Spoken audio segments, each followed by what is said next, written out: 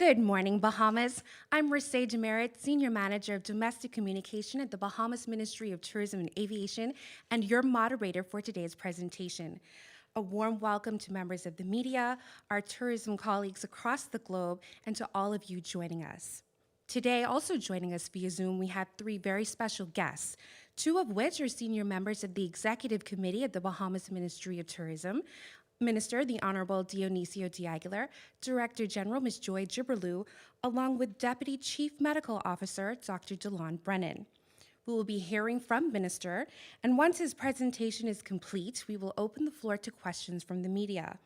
In his report today, Minister de Aguilar will share with us updates related to entry requirements into the country and current island statuses as we move to a November 1st reopening. Without further ado, Minister, the Honorable Dionisio de Aguilar. Thank you, Risse, and good morning, Bahamas. I want to start my remarks this morning with a definitive statement. Effective tomorrow, Sunday, the 1st of November, 2020, the Bahamas will be removing the mandatory 14-day quarantine as promised. Foreign visitors will be welcome to our country, to stay at our hotels, to go to our beaches, to enjoy some of our world-famous excursions and activities, and most importantly, to abide by our health and safety protocols. As such, the emergency orders will be revised to reflect that change. I repeat, effective tomorrow, Sunday, the 1st of November, 2020, the Bahamas will be removing the mandatory 14-day quarantine as promised, and the emergency orders will be revised to reflect that change. When we closed our borders back in March to protect against the coronavirus, never did we imagine that 7 months later, the impact of the virus would remain so severe. As a country, we have encountered much hardship from this deadly coronavirus. We have made many sacrifices, have faced huge financial hardship, endured ever-increasing emotional and mental stress, have juggled roles and responsibilities both personally and professionally, and have had to exponentially change our lifestyles. This has not been easy. Sadly, as we all know, the COVID-19 pandemic continues to have a devastating impact on global tourism. The latest data from the World Tourism Organization shows that international tourism is down a whopping 70%. Put another way, if we used to get 7.2 million tourists a year, as we did just last year in 2019, the best we can expect right now is 2.2 million tourists a year, a reduction of a staggering 5 million tourists. Assuming we all do our part to prevent, diminish, stop further community spread of this deadly virus by wearing our masks, social distancing, and not congregating in groups, both large and small. What's more, the World Travel and Tourism Council just released new research indicating that 174 million travel and tourism jobs could be lost in 2020 if global travel restrictions remain in place. Here in the Bahamas, we are seeing and living this data firsthand. Tourism is the heart of our economy and accounts for 50% of our entire GDP and 65% of our employment. We must safely reopen and restart our tourism sector so that we as a nation can begin to recover. I firmly believe that together, and with the support and participation from every single member of our community, we can move the needle from survive to thrive. We've proven before that we can do this when faced with unthinkable circumstances, such as this once-in-a-century pandemic. And I have every confidence that we can do it once again. But it takes all of us, every single one of us, doing our part. Even though we are here today to talk about a reopening, the facts on the ground are that our country has been open to international travel for many months now. Persons have always been free to leave the Bahamas without any restrictions, and a number of airlines, JetBlue, Air Canada, and more recently American, have been bringing in travelers, mostly returning residents and citizens, using an extremely reduced schedule.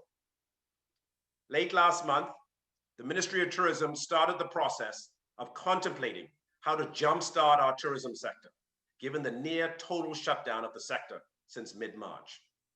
The process was driven by necessity, with government revenues down by hundreds of millions of dollars, with tens of thousands of Bahamians out of work and suffering the indignity of not being able to support themselves and their families through employment in the tourism sector. The status quo is simply unacceptable. And that status quo is the mandatory 14-day quarantine, which made our destination extremely unattractive to prospective travelers. As you can imagine, nobody wants to vacation in a destination where you are restricted to a single hotel for your entire stay, unless that hotel has significant facilities or is all-inclusive, allowing you to vacation in place.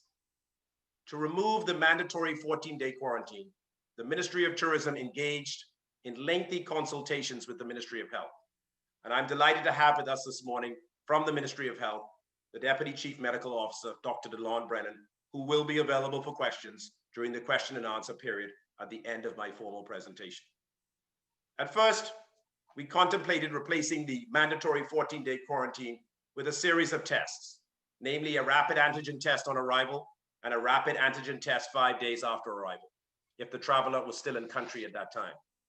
As you can imagine, the logistics and complexities of rolling out any type of testing in a country with as many islands and as a consequence, as many ports of entry as we have in the Bahamas is no small undertaking. As the Ministry of Tourism fleshed out that idea of testing at the border and began to roll it out with the huge support of the Immigration Department, NAD, the Airport Authority, the Grand Bahama Airport Company, marina operators, local healthcare providers, and other interested parties in the private sector, the guidance from the Ministry of Health changed. The use of rapid antigen tests as an effective screening tool at the border was not supported by the available research, or as some would like to say, was not supported by the science. As a result, effective tomorrow, the 1st of November 2020, there will be no tests conducted on arrival. I repeat, effective tomorrow, the 1st of November 2020, there will be no tests conducted on arrival. The test on your 5th day, however, will remain in place if you are still in country. Travelers will enter the Bahamas as they have always done, with their Bahamas Health Travel Visa and their accompanying PCR tests conducted within 5 days prior to arrival, have their temperature checked at the airport and other screening deemed necessary by the public health officials, and proceed to their final destinations in the Bahamas.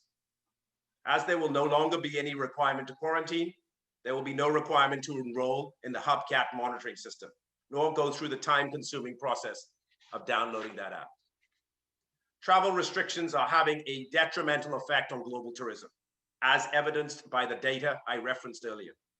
The Ministry of Tourism has been working with our airline, hotel, and other tourism partners to strike a balance between heeding the advice of the health professionals to protect the health and well-being of the country and develop protocols that make the Bahamas a more desirable destination for travelers in the era of COVID. Whilst the policies themselves may have changed, the overarching mandate to promote the health and safety of both Bahamians and visitors has not. The Ministry of Tourism, alongside a spirited partnership with the Ministry of Health, has left no stone unturned ahead of this November 1st reopening.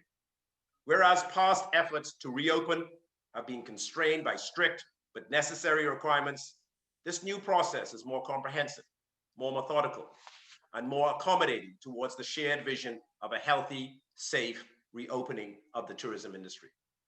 These new streamlined entry protocols will additionally simplify traveling for both visitors and residents.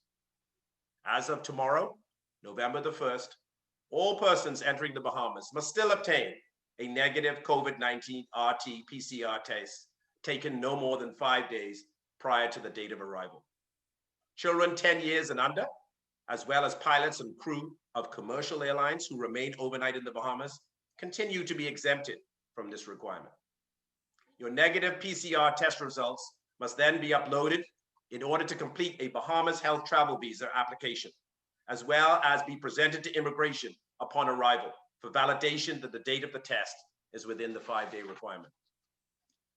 For these reasons, I would suggest that everybody entering the Bahamas print out a physical copy of one's negative PCR test results to prevent against technological issues arising during travel, and not allowing you the ability to access the results online. Any person with test results outside of the 5-day window will be denied entry into the Bahamas. Once in possession of a negative COVID-19 RT-PCR test, travelers can then apply for their travel health visa at travel.gov.bs. I would strongly encourage persons to apply immediately after receiving their negative test results, as the applications can take a few hours to be manually reviewed and approved. This time may increase with the expected influx of visitors as our visitor numbers start to pick up again. So plan accordingly. We do understand that it is not easy to secure a PCR test and get it approved within the 5-day window, but the screeners at the Ministry of Tourism will be vigilant in ensuring a quick turnaround. The Bahamas Health Travel Visa has been in operation since June, and we are right now in the process of upgrading that platform. The Bahamas was one of the first countries in the Caribbean to require a health visa, and now every tourist accepting country across the region requires one. In addition to capturing your personal data and your PCR test results, the health visa will also be used as a tool to determine your current health status. Health officials are always quick to say that while testing is a vital tool in this fight against coronavirus, constant self-evaluation of one's health status is an equally important tool to determine where our risks lie. The visa will have questions that the traveler will be expected to truthfully answer that will alert us to their current health condition and allow us to individually assess the risk each potential traveler poses on the health and safety of our islands. Not a replacement for, but rather a complement to the required RT-PCR test, and an additional layer of protection in our complete defense against COVID-19. As of tomorrow, November the 1st, travelers will be required to pay an application fee for their travel health visa. Additionally, as of November the 14th, all visitors to the Bahamas will be required to purchase COVID-19 health insurance before they come to the Bahamas.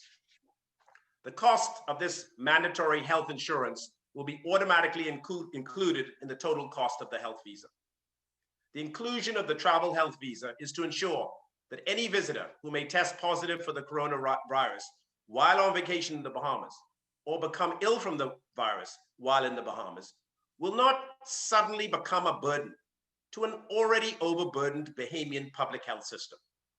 This insurance is not intended for Bahamians, as they will be returning home, and we expect them to avail themselves of our local healthcare providers and our local medical facilities in the usual manner. I'm pleased, therefore, to say that no visitor who tests positive will pose a strain on our healthcare facilities. The influx of arriving passengers will not jeopardize the availability of health resources, hospital beds, or COVID-19 testing capabilities for any Bahamian. Atlantic Medical, now known as CG Atlantic, has been contracted to fulfill this new mandatory requirement that each visitor coming to the Bahamas be in possession of specific COVID travel health insurance. In the case where a visitor tests positive, 3 comprehensive options are available to that visitor, none of which will burden our existing health infrastructure. First, those who test positive but exhibit no symptoms, i.e. asymptomatic, can quarantine in place for up to 14 days. The insurance will cover the hotel costs of that quarantine. Second, if a person tests positive, exhibits no symptoms, asymptomatic, but has a pre-existing medical condition, then they will have the option to be medically evacuated out of the country. And third, if a person tests positive and exhibits symptoms, they will be immediately medically evacuated to their home country for medical purposes. This policy will be enforced in the next 14 days and will be enforced throughout the entire Commonwealth of the Bahamas. The cost of this insurance will be billed to the visitor through the introduction of a fee for the travel health visa. In fact, all costs associated with administering the health protocols of travelers entering the country will be recouped through this new fee for the travel health visa. Therefore, citizens and returning residents, alongside visitors staying up to 4 nights, will be charged $40. Visitors staying more than 4 nights will be charged $60. Even though it's on your screen, I'll repeat it again. Citizens and returning residents, alongside visitors staying up to 4 nights, will be charged $40. Visitors staying more than 4 nights will be charged $60. Children 10 years and under will not be charged. Given that the 14-day mandatory quarantine will be removed, visitors will no longer be required to vacation in place for 14 days. Visitors will be able to move about and enjoy the amenities of their hotel, the beach, and excursions, so long as all health protocols are followed and enforced. To ensure effective daily monitoring of symptoms, visitors will soon be required to complete a daily online health questionnaire that will be sent to them every day of their visit using the email provided when they applied for the health visa.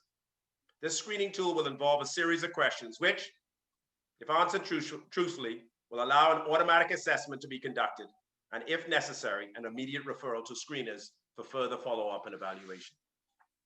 Any visitor who displays COVID-19 symptoms during their stay, either through the self-reporting mechanism of a hotel or through a Ministry of Health evaluation, will be required to take a rapid antigen test and receive a negative result in order to continue with their vacation. Those who test positive will be required to then take an RT-PCR swab test. And if they test positive with that, they will be handed over to Atlantic Medical to take advantage of one of the 3 options already outlined in the insurance policy. All visitors and returning citizens and residents staying in the Bahamas for longer than 4 nights will be required to take an additional rapid antigen test, a quick, easy procedure with results provided electronically via text message and an email within the hour. The cost of this test will be included in the cost of the health visa. The location of where this test can be administered will be provided on the Bahamas Health Travel Visa website. In Nassau, it will be any doctor's hospital location. In the Family Islands, obviously each island will have a different option.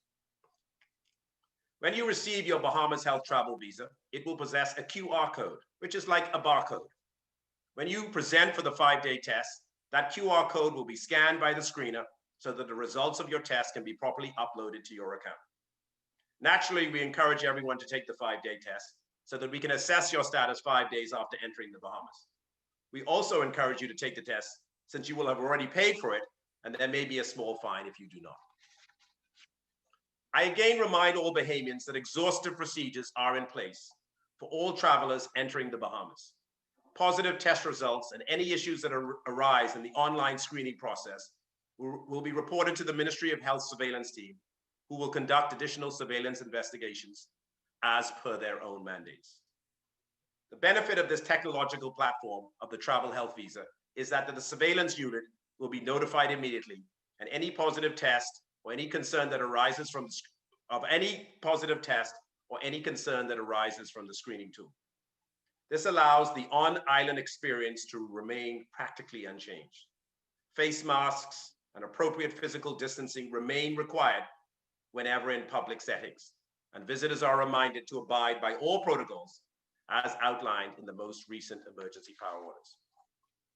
The Ministry of Tourism strongly advises all visitors and returning residents to review the interactive Know Before You Go map on the Ministry of Tourism's website to determine what travel restrictions, if any, are currently in place on a particular island ahead of travel.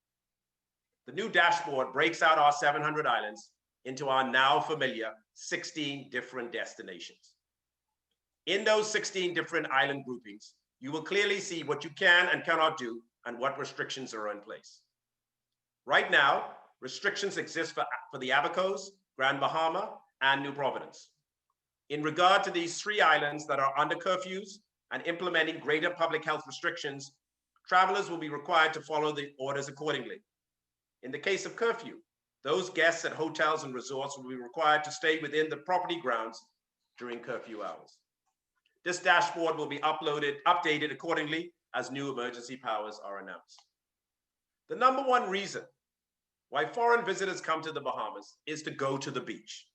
So it is vital that if we are going to kickstart our tourism sector, get persons back to work in our hotels and other tourism-related activities, that tourists be allowed to come to the Bahamas and go to the beach and go for a swim. The Prime Minister announced earlier in the week that beaches will now be open. Hotels that are adjacent to or connected to beaches will now be able to apply to the competent authority for an exemption to any restrictions to beach access that may be in place. When our foreign visitors come to the Bahamas, there is also overwhelming interest in fishing, diving, and other water-based excursions. As such, these water-based excursions, as well as water taxis, will be able to resume operations once they implement and abide by the necessary rigorous health protocols. Ladies and gentlemen, our research reveals that there is significant pent-up demand for a Caribbean vacation. We can tap into that demand if visitors have assurances the rules governing their prospective vacation remain relatively stable.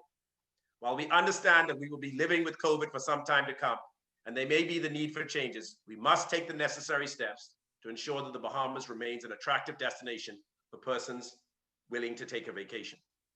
We must all seek to limit community spread. We must all seek to abide by the health protocols, and we must ensure that once in country, the visitor will be able to enjoy a relaxing, stress-free holiday. After all, that is why they come here, and it is because of their decision to come here that proud Bahamians will be able to go back to work and feed their families. I would like to commend both the Ministries of Tourism and Health for their efforts in creating, fine-tuning, and then implementing this process that will see the safe reopening of our tourism sector on November the 1st. It has indeed proven a national undertaking. I thank you for your time. With me here today is the Director General of Tourism, Mrs. Joy Jibralou, and as mentioned, the Deputy Chief Medical Officer, Dr. Dawn Brennan. I now open the floor to questions from the press. Thank you, Minister, for that very robust update. I'd like to bring on Mr. Kyle Joaquin, our news. Can we have your first question, please? Sure. Hi, Mr. Merritt. The first question is for the minister. I apologize for the extended question. It's kind of long. But I note the change in plans to no longer test upon arrival, but still test if they stay beyond 4 days.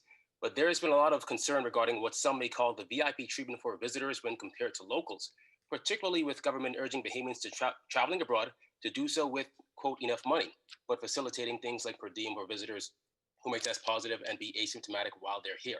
Just for clarification, if they're allowed to vacation in place if asymptomatic, how does that affect them utilizing restaurants and amenities on property that will require them interacting with locals?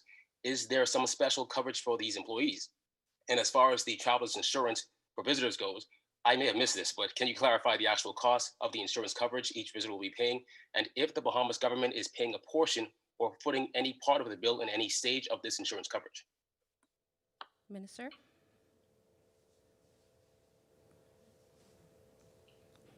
Minister?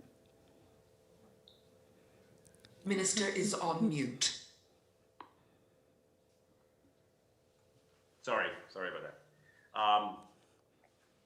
Very long question, and I will answer the second question first as it relates to the cost of the insurance.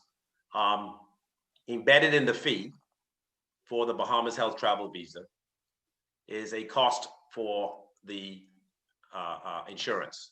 So in answer to your question, the traveler will pay 100% of the cost of the premium, and the Bahamian people and the Bahamian government will not pay 1 penny of that premium. What was your first question again? Can we have your first question, please? I mean, all that was the first question, but I just wanted to know, in terms of visitors, with them being asymptomatic, what happens? How do you control, with them interacting with locals? You say they can vacation in place. Even perhaps what happens, will government fine them if they do not be retested once they're here? So as it relates to, obviously there is always a concern that the visitors will transmit the virus to us and we will transmit the virus to them. So we are really focused on the transmission of the virus from them to us. So they have to get the PCR test on arrival 5 days before arrival, which is no small undertaking, and they will come and go to their hotel. We are encouraging all of our hotels to put in place a screening tool so that they can test their staff as well. I think it would be very unrealistic to assume that they'll be able to get away with not testing their staff. So we're encouraging them using private sector options to implement a screening and testing protocol for their staff so that those staff can be tested and screened and not, first of all, transmit the virus from us to them, and also, as we've seen in a number of businesses and government offices, when you have an outbreak, it leads to the shutdown of that particular facility, making it difficult for, if you have a restaurant and you have an outbreak in that restaurant, to allow that to operate. So that is what we are suggesting to certainly our hotel operators. Okay, I have another question. There has been little to no talk about what's going to happen with domestic tourism. You have people who would like to visit family islands without the 14-day quarantine period, just as the tourists enjoy the liberty coming from abroad. Any word, particularly for those looking to travel from New Providence to the family islands? So very good question, and we've had lots of questions about domestic tourism. So what we've decided to do is, bearing in mind that this is an enormous undertaking, we've really been focused on international travelers. And certainly within the next 7 days, we're going to turn our focus and the building of the necessary platform to deal with domestic travel. Bahamians want to travel to our family of islands, but we understand that within New Providence, which is the starting point for many travels into the family islands, we are experiencing a certain level of community spread. So the government is concerned about how to roll that out. So we've turned our focus to international travel, and this week we will turn our focus to domestic travel. And who knows, maybe 1 week from there, I'll be back here talking about that and how that's going to roll out. But we want to crawl before we walk, before we run. Thank you. Next up, we have Ms. Janelle Longley, Eyewitness News. May we have your first question, please? Good morning. My first question is about tourists who will be traveling to the family islands. It's pretty hard now to get immediate airlift out of those islands. So how will we plan to facilitate visitors in a timely fashion without extending exposures and risk? Minister, this one is for you. So obviously, as demand grows, the necessary airlift will move into place to take care of that. I think you've probably seen very limited airlift because there's been just very limited business. And so as we seek to, as we see the numbers begin to grow and the demand for inter-island travel begin to increase, so too will we see the necessary airlift coming into place. It's same in the international market. We have a very reduced schedule into the country right now. Very few planes are coming in. But as they see demand increase, they are prepared to put the airlift back in place. And I think even this month, based on this announcement today, a number of airlines will be resuming service. I don't know, Director General, if you want to add to that. Good morning, and thank you very much. In addition to adding to it, Minister, and to also add to the answer that you provided, Ms. Longley, if I can say that for the time being, people who want to get to a family island have an opportunity to fly into New Providence, and they will be allowed to make a transfer. So that was always contemplated because we know that that's the primary way that people actually can get to the family islands. And there is an interest in the family islands. So just to let you know that that option also exists. And in terms of increase, we see that American Airlines, in fact, is talking about bringing airlift back to Exuma. And as Minister rightly said, this notice will now begin the conversation for those airlines who do want to return services, particularly to our family islands, where that is a clear interest because of the beaches and the ability to self-isolate. Thank you. May we have your second question, please? Okay, thank you. And my second question is about the demand. I know the minister said earlier that Caribbean tourism destinations are of demand right now. Are we seeing positive results as we head into the holiday season, Thanksgiving and Christmas, or is it still a bit too early to tell? Director General. Thank you. This is a question that has come up on numerous occasions. What has happened is that we have actually held off on marketing to the extent that we would need to get going, to get the tourism engine going once again. And the reason being, obviously putting the necessary protocols in place that met the requirements of our Ministry of Health and for the government. Also being able now that we're in a position to communicate these protocols, we are now in a position to begin the marketing. It will be a lot easier to begin that marketing once the elections have conclude next week, but we know that there is interest. The market intelligence, the data continues to show an interest in the region. And if we look at the Dominican Republic and Mexico, where there have been an easing of restrictions, and certainly Jamaica as well, we can see that over time, in fact, throughout the Caribbean, over time, the demand has continued to build up, and we expect to be in that same position. Thank you, DG. Next, we have Ms. Cleopatra Murphy from ZNS. Ms. Murphy, can we have your first question? Good morning. The US has seen a significant surge in COVID-19 cases over the last week, and yesterday would have broken the world record with more than 99,000 cases reported. Now we have the country removing the 14-day quarantine and opting instead to conduct follow-up rapid antigen tests on the 5th day. What provisions do we have in place to ensure that these tests do occur and that these tourists are indeed tracked? We have Mr. Diaglo just saying just now that he's encouraging tourists to take the test, but we also know the country was challenged before in terms of contact tracing. So how do we intend to truly track these people and police this? Minister? Yeah, okay, thank you, excellent question. First and foremost, you're absolutely right. The number of cases is surging in the United States and surging in Europe. But I think we have to operate under the premise that whether there's one case, 10,000 cases, 100,000 cases, whatever the number is, we have to operate and assume that every contact that you come into contact with, every person you come into contact with could potentially be positive. And that's why all of the necessary protocols that are advised by the public health officials are so important. You'll see certainly frontline persons wearing face shields. You'll see barriers in place, people wearing gloves. I just think it's very important, no matter what the number is, whether it's 1, 10,000, 100,000, it's very, very important that everybody take the necessary precautions to ensure that they keep themselves safe and they don't get themselves exposed to the virus. What was the second part of your question? That was the first question. Our second question. Can we have your second question, please, Ms. Murphy? Okay, my second question is, the ministry would have recently just launched the BEATS program. Can you say what level of interest has there been in that program so far? Have you gotten any? And are people clamoring to work or study in the Bahamas right now, particularly when we still have these restrictions in place? I know the minister mentioned that hotels can apply for certain concessions for their guests, but what about persons who won't be staying at hotels? Director General?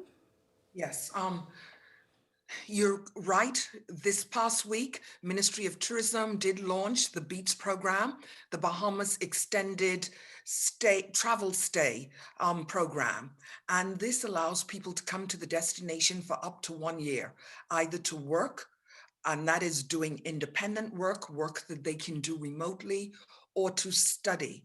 And the study portion of it is in partnership with the University of the Bahamas. It is noted that this program is something that has come out of the Economic Recovery Committee, one of their recommendations, and it was something that definitely Ministry of Tourism has seen value in, and we're marketing it. I actually have been surprised from the point of view that even before it was launched, Ministry of Tourism had communication from particularly second home owners who heard about the program even before it was launched and expressed an interest in how do they apply, because they would really enjoy coming to the Bahamas, having the opportunity to stay in a home that they already own and stay for up to a year. And so certainly immediately that showed and demonstrated that there would be that level of interest. As you rightly said, that was recently launched, and I confirmed just this week, we will be marketing that in earnest. There has been great interest, certainly from an international media standpoint, and we see those other destinations where a similar program is in place, that there is interest in it. But the advantage of the Bahamas, of course, is our proximity and the ease to get here. So we anticipate that that might be a really good value added to what we already have to promote and market. Thank you. Ms. Sasha Lightburn, RTV. Can we have your first question, please? Good morning to all tourism officials, definitely the Minister of Tourism, the Director General of Tourism, and Dr. Brennan, who's also on the call. My first question is with reference to the travel visa website. If a person is experiencing issues with the website, as with technology, we often experience glitches. Where can that person call or email? There is no help button. There is no question mark button on the website. So where can a person go if they are experiencing issues with the site for the travel visa? And does that travel visa site also apply to domestic travel? Minister? So first of all, we are in the process of transitioning from the old website to the new website. As with every transitioning process, it has its glitches, and for that I apologize.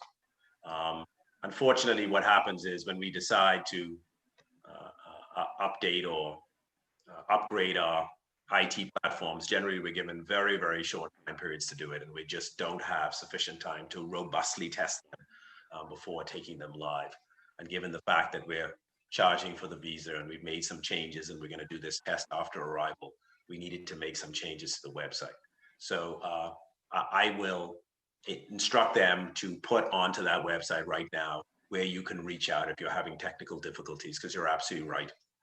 It's not pleasant to be stuck in a IT circle and not be able to reach someone to try and help you and guide you through the process. So we are aware of that. It'll probably be a bit bumpy for the next couple of days, but as with all of these website upgrades, we expect by the end of the week it should be flowing smoothly. Every day we're updating, and as people bring things to our attention, we are making those changes. It's not ideal to test a website by taking it live, but unfortunately, that is what we did. But we will definitely put the necessary help features on that website to assist persons who are experiencing difficulties. Just so you know, that website is actually managed by the Ministry of Tourism. It's run by an excellent team, and they are very responsive and turn around things exceedingly quickly. So we will be very happy to help you. Thank you. Ms. Lightburn, may we have your second question? If I just may, with all due respect, Minister, in the interim, if persons are experiencing problems, is there a number that they can call or an email address that they can maybe, that the ministry can maybe give out so that people experiencing problems can have that number and maybe email address? And this is a follow-up to that question, sorry. No problem. I'll allow the DG to respond because I don't have that at my fingertips. Okay, if I can provide that number and an email address, the telephone number, 242-502-0829, 502-0829, and the email address, healthvisa@bahamas.com, healthvisa@bahamas.com. Thank you. Ms. Lightburn, your second question? Thank you so much for answering my follow-up, Madam DG. My second question, and this is directed to either the minister himself or the Director General. Wouldn't it not be safe to post a medical official to some of the larger resorts throughout the country, just in case there is a problem? We know a large amount of our remote islands have lesser to none medical facilities on them. So would it not be safe to maybe at this point, especially moving closer towards the Thanksgiving and Christmas period, to have a medical professional on staff on each island in the major resorts where we know maybe the numbers are going to be larger or bigger than some, to help mitigate the spread of this virus from those who are particularly coming from the United States, where my colleague said, you know, their numbers are great. I'll let the deputy CMO answer that question. Good afternoon. So our major challenge with that is just having the number of healthcare staff that would be available to do so. As one might imagine, our healthcare staff is currently active in all of our islands, both our more populous islands as well as our remote islands. They're actually actively delivering care and dealing with the COVID-19 pandemic on the front line. So to have someone then assigned full-time to these properties would take people out of being able to deliver frontline care in that instance, and we just don't have the human resource capital to be able to do so. So in that instance, we push for, advocate for, almost mandate that these protocols for making sure that persons are screened appropriately according to the recommendations of the Ministry of Health and our international partners.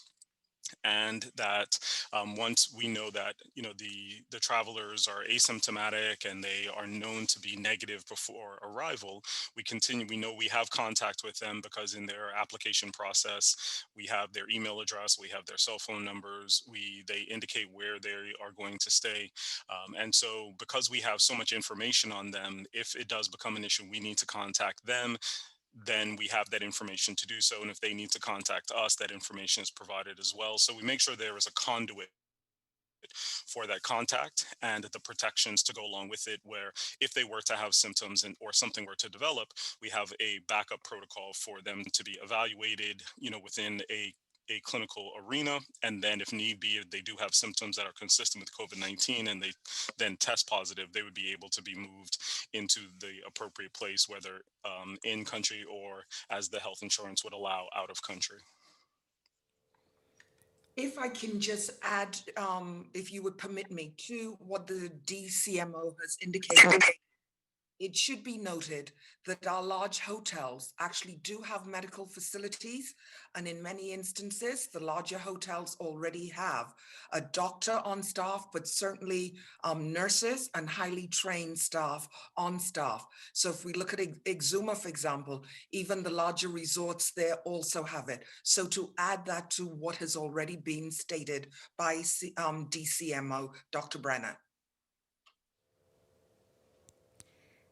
Thank you. Thank you, DG. Next up, we have Ms. Tyler Simonet, JCN. May we have your first question? Good morning to the minister, his team, and to all who are listening.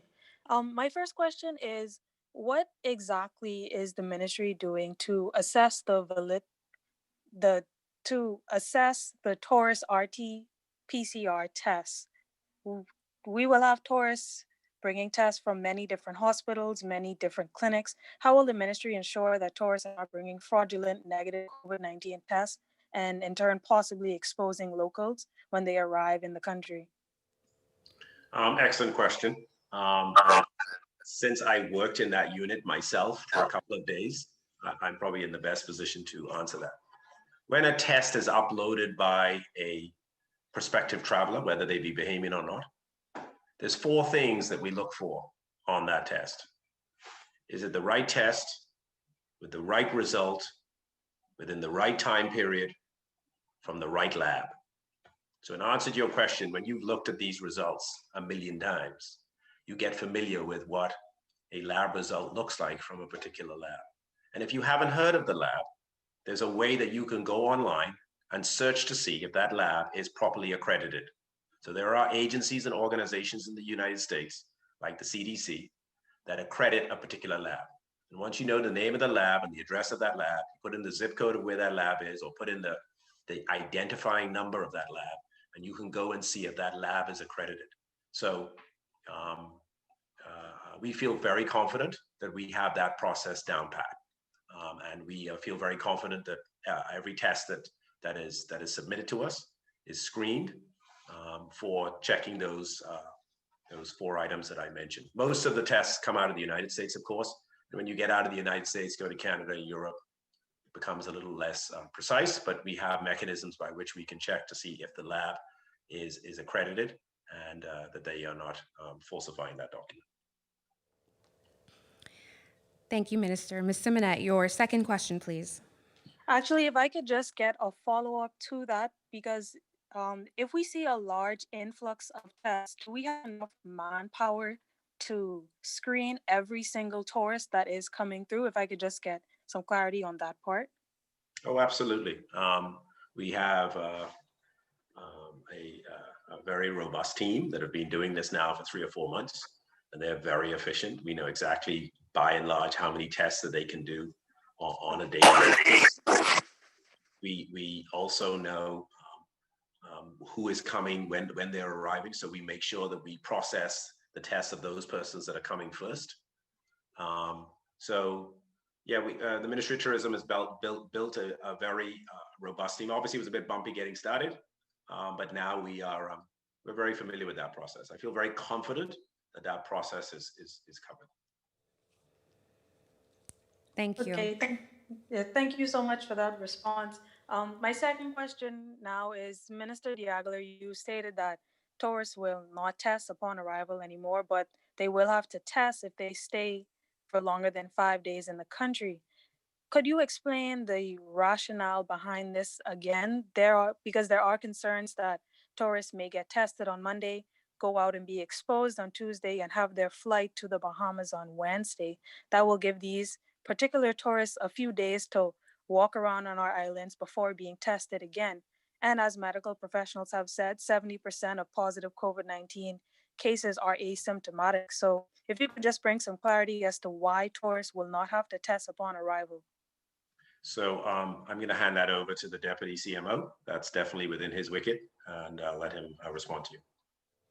Sure. So thank you for the question. I think using your exact same example, if you mention the fact that if someone were to be exposed on Tuesday or exposed on Monday, travel on Tuesday and not have a test done, if they did have a test done at that time, they wouldn't show up as positive anyway. So it really wouldn't give you the type of results you're looking for. So the reason you don't test, everybody when they immediately after they get exposed is because they have to go through their incubation period, which can be anywhere from usually about the average is about 5 to 6 days before persons will actually start showing symptoms, and they can start shedding maybe a day or two before that, but they're not going to start having signs or symptoms immediately anyway. So the reason you want to make sure people have that test, that real-time PCR test prior to arrival, is because you want to screen out as much of those individuals who might be positive and already shedding virus at that time. To implement, another test, whether rapid antigen or real-time PCR, immediately for an asymptomatic individual, it won't give you a yield on results that you're really looking for. If you're going to, what you really need to do is allow persons to actually have or go through that incubation period. And so if they go through their incubation period and get to a point where they are shedding virus, whether symptomatic or asymptomatic, that would be the ideal time when you want to go about testing them. And like I said before, the average amount of time that takes is about 5 to 6 days, and thus why testing everyone on arrival doesn't give you the type of results that you would think it would, as opposed to actually giving time for persons to go through an incubation period, assuming that they've actually been exposed. Do remember that the reason the international organizations like a World Health Organization or Pan American Health Organization actually advise against doing screening, doing testing for the traveling public, because those are asymptomatic individuals. And for you to test asymptomatic individuals, it uses resources that you could actually be putting toward symptomatic individuals. And because that is a low prevalence population, it doesn't give you enough of a burden of disease to really start picking up as many people as you want. So you're going to have a reduced sensitivity and specificity mostly sensitivity for your test results, and you are then going to now decrease the possibility that you're picking up who you want to and telling the right people that they're negative when you want to. So it is a lot to have to deal with, but realistically, it doesn't give you the types of results you think you would be getting by doing testing on arrival. Thank you. We have Ms. Tanya Cartwright from the Tribune. May we have your first question? Good morning. It's Tanya Smith Cartwright. My first question is for the minister, kind of piggybacking on the question you had just now. You know, we've scrapped the antigen test. I thought we were going in that direction for tourist arrival. Some 15-second result test that you swish around in your mouth and you have the results sent to your phone right away, keeping the lines moving. Now we know couple of months ago, PAHO said that the reason why we're seeing our spike is because we reopened our borders too soon, etc. Does this put us back in the same situation we were in? Because I mean, as the young lady said, if you have a test that you're supposed to take within 5 days of traveling, you could contract that the day before or the day before, you know. So does this put us back to where we were? Anyone coming in could have this thing. I don't think so, but I'll let Dr. Brennan answer that question because that's medically related again. Sure. So again, someone, just as we were noting in the previous answer, if someone was to be exposed immediately before they travel to the Bahamas, testing them on arrival isn't going to reveal whether they were going to test positive or negative or not. And so what you end up with is this false sense of security because that person is going to test negative, but you are then saying, okay, well, they tested negative, so now they don't have to adhere to protocols. They can just go about and giving people, that negative result says, hey, you're safe. And then you can do, they then take that to mean they have these liberties to do anything they wanted to. That's not the position you want to put people in. You really want to tell people that they have to adhere to these protocols. They must do the social distancing, they must do the sanitization, they must wear their masks. And that is what you want to reiterate. That is what is going to help us out in this situation. The issue around the rapid antigen testing, which just note that it wasn't a saliva test. The rapid antigen test is a nasopharyngeal swab, much like the real-time PCR is at present, the one that we are using. So you would still have to do the nasopharyngeal swab, but as was mentioned, that test is meant to be done in symptomatic individuals. So you're supposed to use that test to say if these persons are symptomatic, so that is a high prevalence population, those are people who are already exhibiting symptoms that are consistent with COVID-19, you use your rapid antigen testing in that population when you don't have easy access to real-time PCR tests available to you, or any delay would then not allow you to put people into the right category of these people have symptoms, they're positive, so we need to put them in isolation. These people have symptoms, they are negative, so it is unlikely that that person has COVID. They may have some other respiratory infection, but it's not COVID-19, and you're able to do that quickly so that you isolate the right people, and then you move other people out of your system that you don't necessarily need to use all the robust infrastructure you put in for COVID-19. So that test is specifically for that purpose. It is not meant to be used in a low prevalence population, such as asymptomatic individuals or the traveling public. Thank you. Ms. Smith Cartwright, can we have your second question, please? Can I have a little follow-up for that one? Just a quick one from the minister. Just wanted to know if this is not our desperate attempt to get tourism off and running. Is it a little risky, do you think? Well, obviously we've had consultation with the health professionals, and we feel that we are adopting a safe process. I looked throughout the Caribbean, and I looked at a total of 20 destinations. And of those 20 destinations, only 3 were testing on arrival.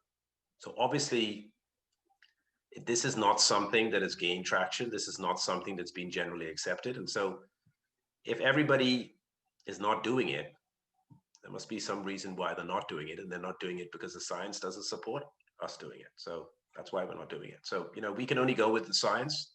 We have a very robust public health public health department. We're guided by them.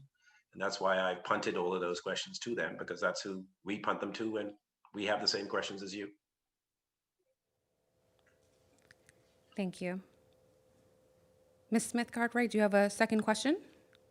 Yes, my second question is very quick, and I know that at some point the Director General might have touched on this, but I don't recall a number.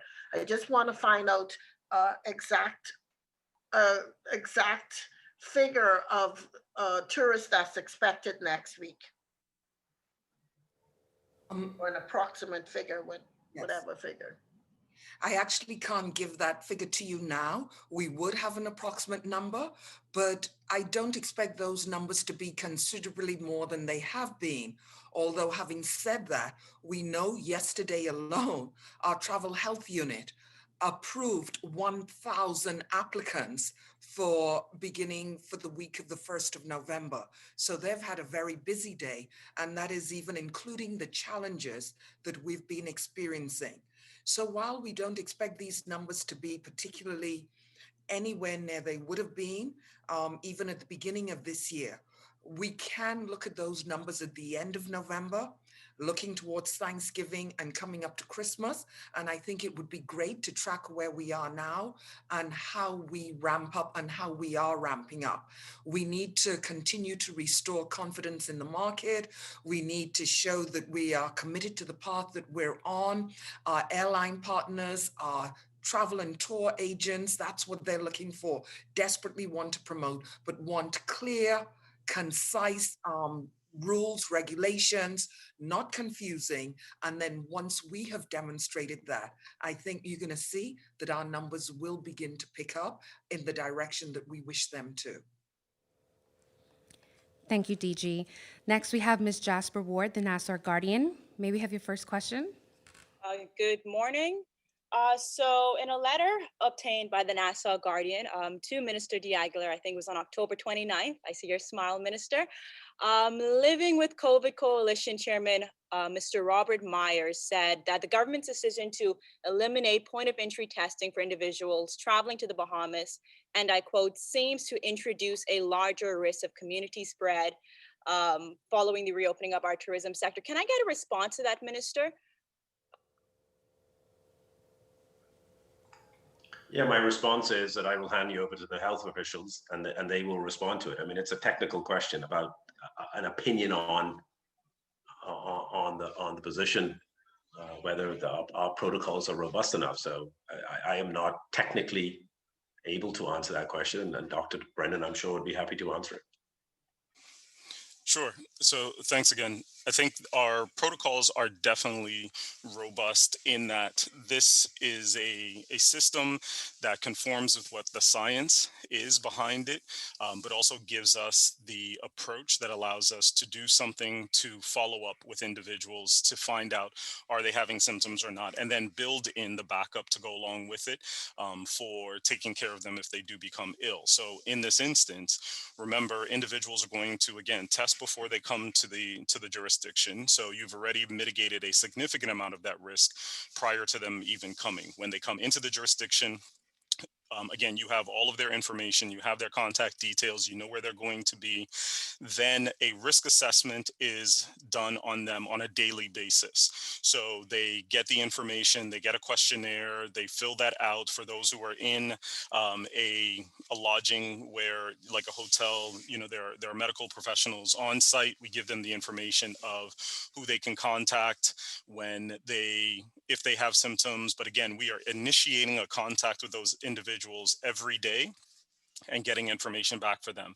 Any red flags that come up in the system, then we would then respond in the usual manner that we would in order to follow up with them as well. So with the recommendations of the international organizations out there and the scientific bodies out there that say, for an asymptomatic population, what you really need to have in place is the ability for them to know what's in your system, for you to be able to contact them, and then if they are symptomatic, have a plan in place as to what you are going to do with them if they were to have symptoms. Then that is what, all the bodies recommend. And so that is what the system has now put in place. We're saying we will have a contact for them. They will be able to contact us. We will initiate the dialogue between us. And then if there are any issues, we have an approach to how they can be evaluated. And if they are positive and are exhibiting symptoms, then they can be moved to their home country without placing additional burden on our healthcare infrastructure in country. So I think that is a robust system, and one that we want to make sure that we continue to support with the capacities that we do have in country. Thank you, Ms. Ward. All right, second question.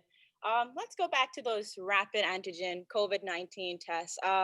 Minister, you would have noted, I think, in your presentation that they aren't really useful in testing asymptomatic individuals. I know Dr. Jessica Edwards, a microbiologist at PMH during a Ministry of Health and OPM press conference last week, would have also indicated that those tests aren't very effective in testing asymptomatic individuals. Can you say what the rationale behind using COVID-19 tests is on the fifth day, and what is being done to ensure that asymptomatic visitors are not actually spreading the virus while they are here? So I know you really want me to speak on this matter, but it's really out of my remit. So I will hand you back over to Dr. Brennan because it's full squarely in his remit. Sure. So what we are trying to do, and I mentioned it during this same press conference as well, is that the rapid antigen test is mostly to be used in individuals who are displaying symptoms that are consistent with COVID-19. And so that is where you get the biggest bang for your buck. It is a higher prevalence population. And so you want to use it in that instance because it does give you the advantage of getting results a lot sooner. And then you are able to then make decisions a lot faster and being able to triage people into one category or another. So there just isn't a robust amount of evidence out there in asymptomatic individuals. So we have long shown that we have not had issues in country with a high pre-test probability of testing within the traveling public, because most of them do not have symptoms, along with the fact that those who were, when we did quote unquote open the sector in July, those persons, again, all of the visitors were tested prior to their travel. And so you had a level of sense of security when you knew that those persons at least had some form of testing that was done before them coming into the country.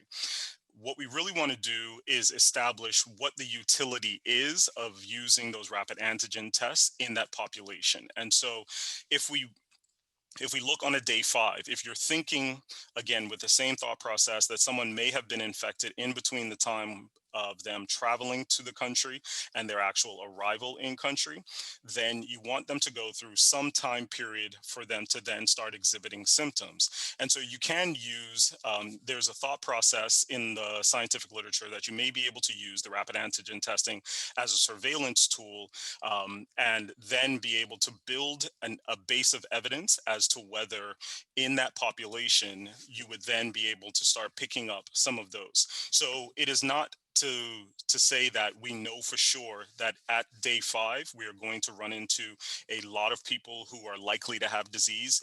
That is a very unlikely scenario, because those persons are seemingly asymptomatic. But what you want to do is try to figure out what the utility is. So it's trying to figure out, could we use it in this instance? And therefore piloting it for use at that time would give us some data by which to say, does it provide us with some protection and some utility? So I think it's more of, we are trying to figure out how we could go about using this rather than saying this is the absolute use for it. And we need to build that scientific evidence to go along with it. And so we are participating in building our surveillance activities. And this is one way we could build some of that capacity as well.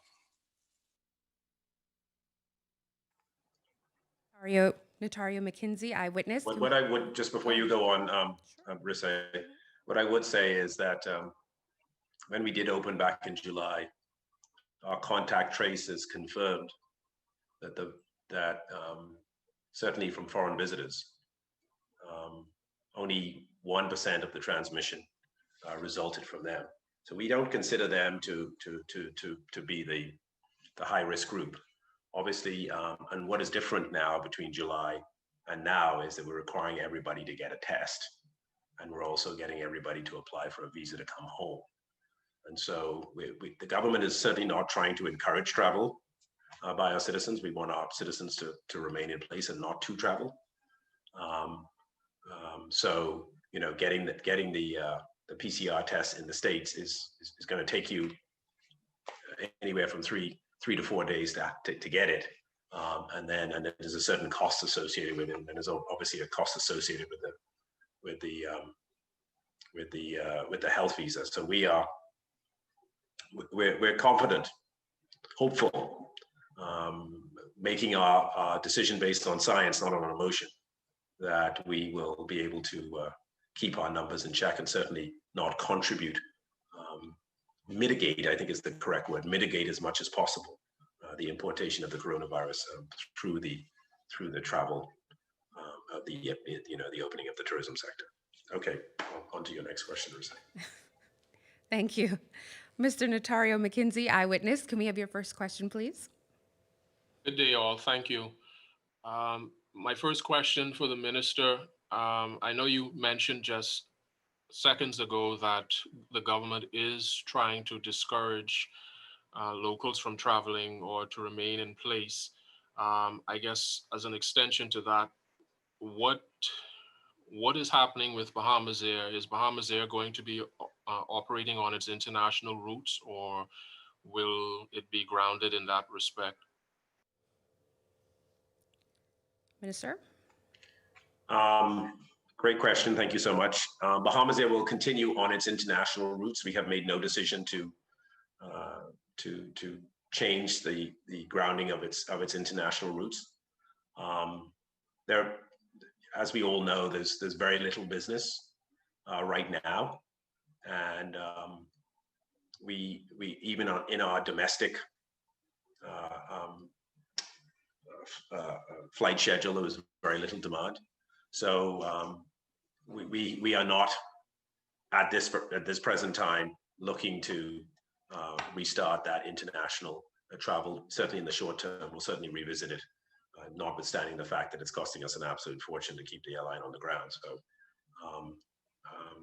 a lot of these other airlines are operating in the United States because they're receiving enormous subsidies from the US government. We don't want to start the airline and exacerbate a problem of actually making the losses greater than they are now. But we're constantly reassessing that. Thank you. Your second question, Mr. McKenzie? Thank you, Minister. And again, this may be a bit off the topic, but I was just wondering, that's the airline. Has there been any recent conversations with the cruise lines and how these various COVID protocols will be implemented with them? I know you had mentioned previously that their first choice would likely be their private islands. Just was wondering if there's been any recent conversation with the cruise lines. Absolutely. We've been meeting with the cruise lines one-on-one. Myself, someone in our cruise department at the Ministry of Tourism, and actually Dr. DeLon Brennan has been involved in that process to review their protocols. Obviously, the enormous stumbling block for cruise companies is getting CDC approval to restart sailing. And I was just informed yesterday that the CDC has actually provided a pathway to resuming a sailing. Lots of rules and regulations, lots of steps to fulfill, lots of hoops to jump through. But rather than saying we're not even considering it, they have now provided a pathway for cruise companies to restart cruises. So we're very excited about that. It's a small step, but a big step. And obviously, I said before that this is going to be a process. They will probably start off cruising from Miami to their private island with their staff, just to check things out. Then they'll move from that to their customers, going from Miami or Fort Lauderdale or wherever to their private island. Then they will come to Nassau and probably go on pre-arranged and pre-screened and pre-vetted tours. And then the final step will be, okay, we can move into the general public.